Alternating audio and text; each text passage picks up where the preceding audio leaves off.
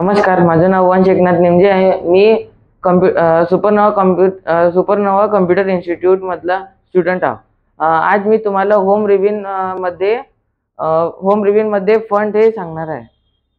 तर आपण आता पहिले आपण जाऊ ना फंटमध्ये आपण कॅलिब्री बॉडी म्हणजे फंटचा जो स्टाईल आहे ते चेंज करता येते. जसं आता मी करून दाखवतो तुम्हाला.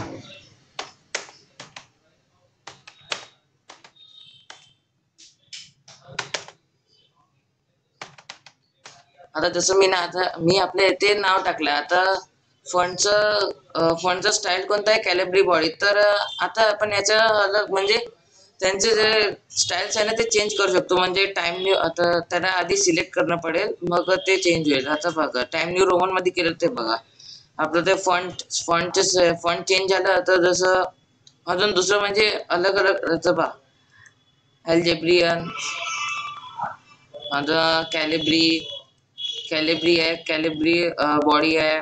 अजून एक्सेट्रा एक्सेट्रा अजून मंगल बॉडी असे एक्सेट्रा आहे. आता आता नंतर आहे फॉन्ट साईज म्हणजे आपण त्याचा फॉन्टचा जो साईज आहे तो चेंज करू शकतो.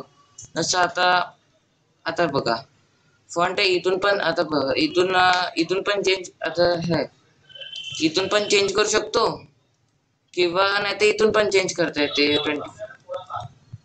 ठीक आहे. नंतर येते म्हणा नाही का, तसं डिक्रीज पण करता येते.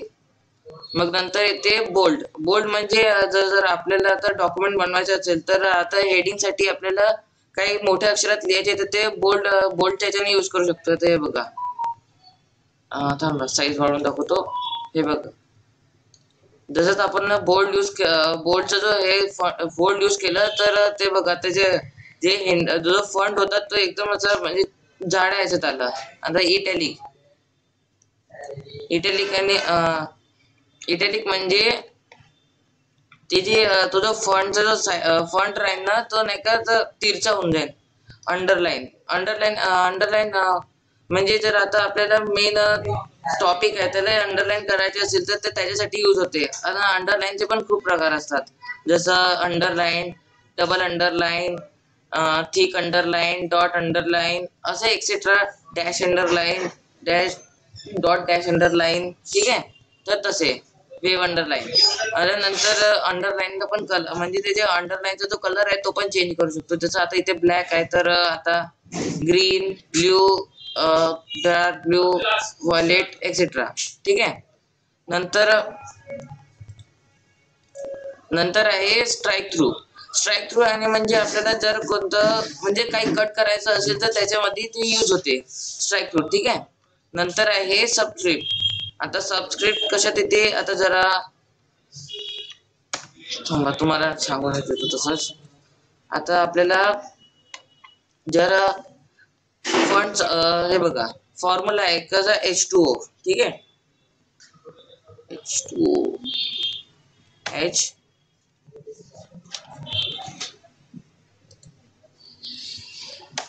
H2O.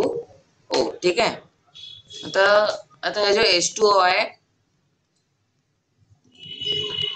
त्याला आपण नाही का जर सबस्क्रिप्ट करून तर त्याचा H2O चा जो फॉर्म्युला होईल ना तो खाली येऊन जाईल. आणि जर सुपरस्क्रिप्ट करून तर तो म्हणजे वरती येऊन जाईल. म्हणजे आता जसं फॉर्म्युला आहे, तो जो फॉर्म्युला आहे त्याच्यात तसं कामी येते. नंतर आहे चेंज केस मध्ये आता बघा, सेंटेन्स केस मध्ये जसं फर्स्ट जो लेटर राहते तो कॅपिटल राहते. मग नंतर जोपर्यंत फुल स्टॉप नाही राहत तोपर्यंत तो कॅपिटल लेटर नाही. ठीक आहे. जसं आता ठीक आहे. नंतर ते लोअर केस म्हणजे जर आता लोअर केस म्हणजे जो पूर्ण नाही का जो सेंटेन्स आहे ना तो नाही का स्मॉल लेटर मध्ये येऊन जाईल. नंतर अप्पर केस म्हणजे जेवढे पण हे जे लेटर्स आहे ना लेटर ते नाही का म्हणजे कॅपिटल लेटर मध्ये येऊन जाईल. बघा, मग हे कॅपिटलाइज एच वर्ड म्हणजे जे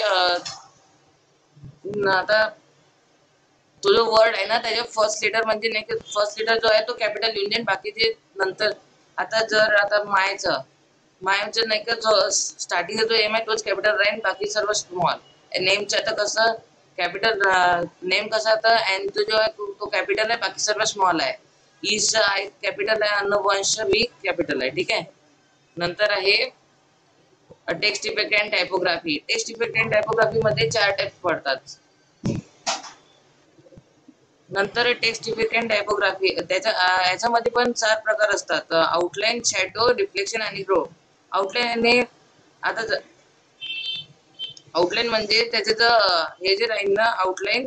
आता जसं फॉन्टचा साईज कलर राहील त्याच्या मागचे जे आउटलाईन आहे त्याचे कलर चेंज होईल. आता जसं येलो राहील, रेड, डार्क रेड असं अलग अलग प्रकारचं. ठीक आहे.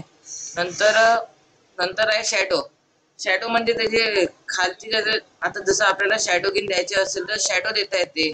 असे आउटर आउटर शॅडो आहे, इनर शॅडो आहे, पर पर्स्पेक्टिव्ह शॅडो आहे, असे अलग अलग शॅडो देता येतात. ठीक आहे. नंतर आहे रिफ्लेक्शन. रिफ्लेक्शन म्हणजे पाण्यामध्ये जसं रिफ्लेक्ट होतं ना तसं रिफ्लेक्शन व्हेरिएशन्स आहे म्हणजे अजून अजून दुसरे प्रकार आहे. ठीक आहे. नंतर नंतर आहे ग्लो. ग्लो म्हणजे त्याच्या मागे जे शाईन होईल ना ते ग्लो राहील. ठीक आहे. नंतर नंतर आहे टेक्स्ट हायलाइट कलर. आता जसं आपल्याला पॅराग्राफ राहते तर त्याची इम्पॉर्टंट वस्तू जी इम्पॉर्टंट आपल्याला जे दिसते त्यांना हायलाइट करायसाठी तर हायलाइट कलर यूज होते. आता जसं ब्लॅक मध्ये नाही green, yellow, blue blue violet असं अलग अलग कलर मध्ये ते हायलाइट करता येते. फॉन्ट नंतर आहे फॉन्ट कलर. फॉन्ट कलर म्हणजे त्याचा फॉन्ट आहे ना म्हणजे आता आपण जे लिहिलं सेंटेन्स जो फॉन्ट आहे तो त्याचा कलर चेंज होईल. थांबा. हे बघा आता याचा फॉन्ट कोणता होता रेड नाही ब्लॅक होता तर आता हे बघा रेड मध्ये ठेवू शकतो, ऑरेंज, येल्लो, ग्रीन असं अलग अलग कलर मध्ये ठेवता येते. ठीक आहे. आता क्लिअर फॉर्मॅटिंग म्हणजे आपण जेवढी पण आता फॉर्मॅटिंग केली ना जसं bold, italic, underline, strike through in, text effect in typography, highlight colour, text colour तर तसं नाही का ते का म्हणते English font size, degrees font size तर ते जे ना हे जे फॉन्ट आहे ते आता जसं आपण नाही का ते क्लिअर ऑर फॉर्मॅटिंग दाबून क्लिक करून ते बघा पूर्ण जी फॉर्मॅटिंग होती ते कशी ते पूर्ण फॉर्मॅटिंग होती ते पूर्ण ती झाली आहे. ठीक आहे. थँक्यू.